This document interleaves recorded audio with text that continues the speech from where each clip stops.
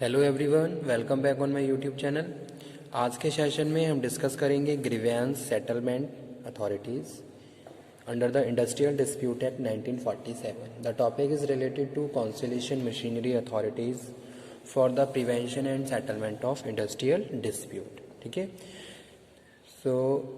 Coming on today session, grievance settlement authority. The employer in relation to every industrial establishment in which 100 and more workmen are employed or have been employed on any day during the preceding 12 months shall set up a grievance settlement authority। तो सबसे पहले क्या जो point है वो क्या है कि भी अगर कोई भी इंडस्ट्रियल एस्टेब्लिशमेंट है जहाँ 100 या 100 से ज़्यादा लोग काम कर रहे हैं, तो वहाँ पे जो ग्रीवेंस सेटलमेंट अथॉरिटीज़ है या जो ग्रीवेंस सेटलमेंट एक मशीनरी की तरह जो हम ट्रीट कह रहे हैं वो वहाँ पे एक तरीके से एस्टेब्लिश होनी चाहिए। ठीक है, तो ये प्रोविजंस है according to industrial dispute act कि भाई अगर किसी भी एस्टेब्लिशमेंट में किसी भी प्रेमिसेस में जहाँ 100 या 100 से ज़्यादा लोग काम कर रहे हैं, ठीक है, एम्प्लॉयड और have been employed any day during the preceding 12 month, तो वहाँ पे there shall be set up a grievance settlement authority for the settlement and industrial dispute connected with the individual workman employed in the establishment. Okay, so the employer, so it is the responsibility of employer to constitute or set up a grievance settlement authority for the settlement of industrial dispute. The employer in relation to every industrial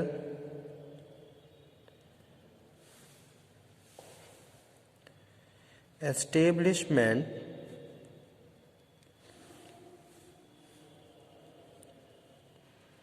in which 100 और मोर workman यानी कि 100 या 100 से ज़्यादा लोग काम कर रहे हैं,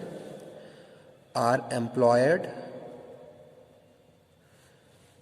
और काम कर चुके हैं, have been employed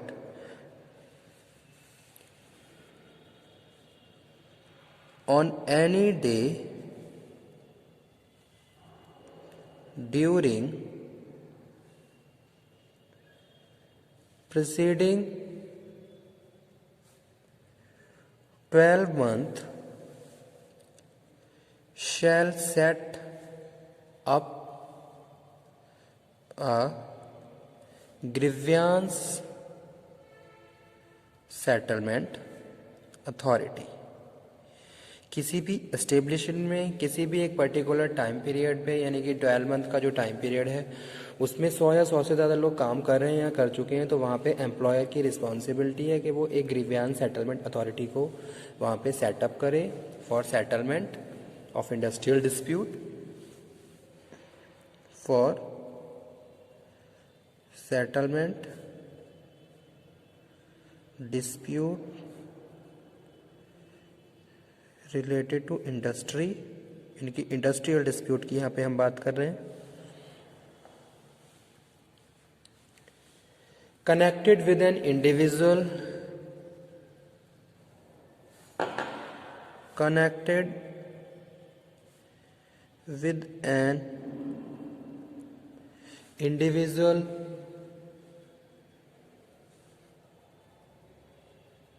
workman employed in the establishment. Rules are to be framed for this purpose under the Act. In case of such a dispute, it may be referred to the grievance settlement authority either by the workman himself or by the trade union of which the workman is a member। ठीक है, तो जो भी dispute है that is referred by the parties, जैसे कि trade union की बात कर रहे हैं। In case of such dispute it may be referred to to the grievance settlement authority either by the workman, या तो अगर कोई भी डिस्प्यूट है या तो वो जो वर्कमैन कनेक्टेड है वो खुद उसको क्या कर रहा है, ग्रीवियंस सेटलमेंट अथॉरिटी से कम्युनिकेट कर रहा है, या फिर जो जिस भी ट्रेड यूनियन का पार्ट है, ठीक है, जिस भी ट्रेड यूनियन का वो मेंबर है, वहाँ पे जो भी लीडर है वो क्या करेगा, उसको कम्युनिकेट करेगा with the grievance settlement authority. The grievance settlement authority shell follow the prescribe procedure. जो फिर उसके बाद जो ग्रीवियंस सेटलमेंट अथॉरिटी होती है एक प्रिस्क्राइब प्रोसीजर को फॉलो करती है and complete the proceeding with the prescribe period, और जो भी टाइम पीरियड है उसके हिसाब से सेटलमेंट को इन्वेस्टिगेट करती है, ठीक है। No reference shall be made under the chapter 3 with the respect of any such dispute unless it has been first referred to the grievance settlement authority and the decisions of such authority is not acceptable to any of the parties to the dispute, ठीक है। So what is the objective? Objective क्या है इस grievance settlement authority को setup करने का? The objective of setting up grievance settlement authority is to experiment a new means of redress of individual dispute, ठीक है। यानी कि एक तरीके से एक नया मीन है या फिर एक नई मशीनरी की तरह काम कर रहा है, जहाँ पे हम इंडिविजुअल डिस्प्यूट्स को क्या कर रहे हैं, कंसीडर कर रहे हैं। The voluntary arrangement for setting dispute has not become effective. This has been obligatory and industrial establishment employing 100 and more workers to set up a bound grievance redressal procedure, ठीक है। तो एक तरीके से क्या है, एक मशीनरी का काम करता है, एक अथॉरिटी का काम करता है, जहां अगर किसी भी एम्प्लॉयर या किसी भी एस्टेब्लिशमेंट में 100 या 100 से ज़्यादा लोग काम कर रहे हैं तो वहाँ पे ग्रीवियंस रेडरेसल प्रोसीजर को आपको कंडक्ट करना होगा, ठीक है। तो ये प्रोविज़न है under the industrial dispute act 1947।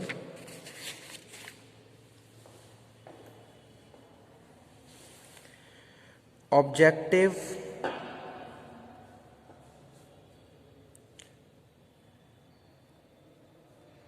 for settlement of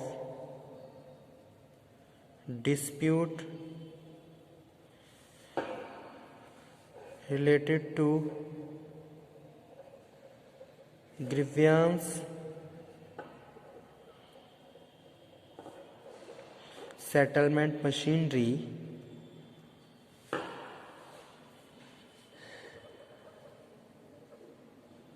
experiment a new means for redress of individual dispute, for redress of individual dispute,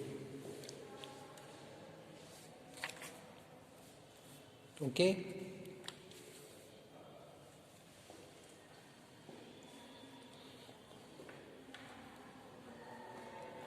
The grievance settlement authority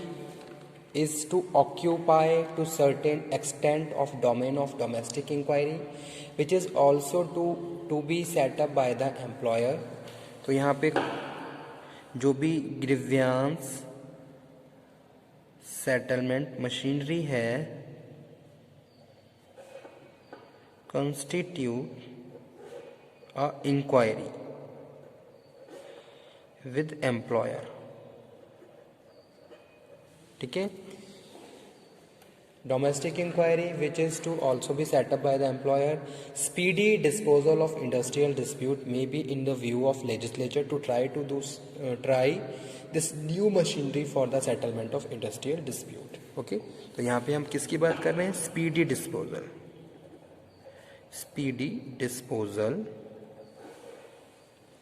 of industrial dispute. तो अगर हम इंडस्ट्रियल डिस्प्यूट के settlement की बात कर रहे हैं और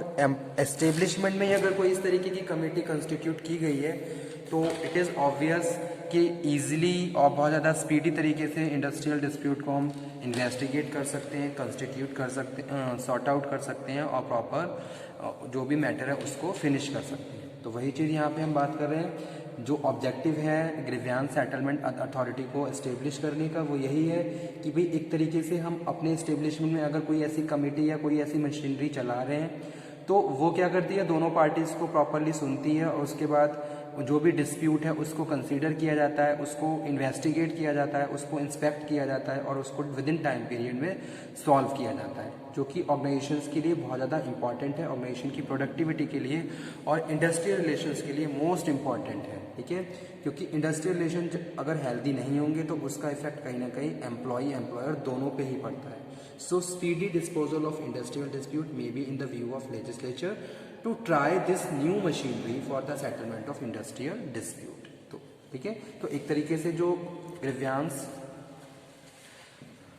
सेटलमेंट अथॉरिटी है इसको कंस्टिट्यूट किया गया फॉर द स्पीडी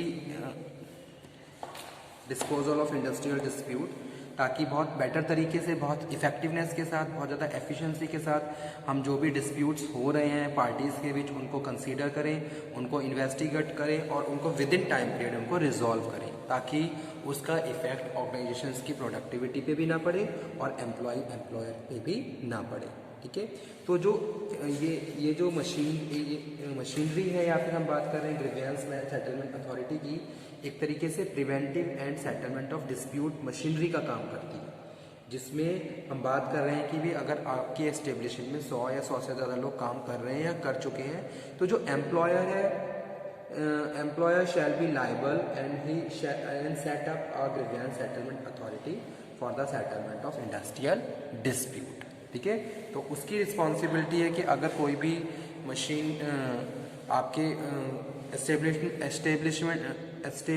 में आपकी जो फैक्ट्री है या ऑर्गेनाइजेशन है उसमें 100 या 100 से ज़्यादा वर्कमैन काम कर रहे हैं या कर चुके हैं, तो उस केस में आपकी लाइबिलिटी है, employer is bound to constitute और सेटअप अ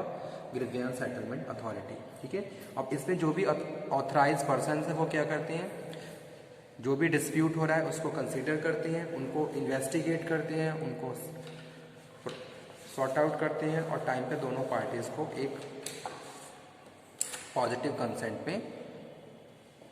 बेनिफिटेड करते हैं। ठीक है, तो okay student, thank you very much. Grievance settlement authority एक शॉर्ट टॉपिक था जो कि बहुत इजी भी था, एक अंडर इंडस्ट्रियल डिस्प्यूट एक्ट 1947। ठीक है, और ये ग्रीवियंस सेटलमेंट अथॉरिटी है, ये भी एक कॉन्सिलेशन मशीनरी की तरह काम करती है, जिसमें हम डिस्प्यूट सेटलमेंट की बात कर रहे हैं, डिस्प्यूट सॉल्यूशंस की बात कर रहे हैं। Okay, thank you.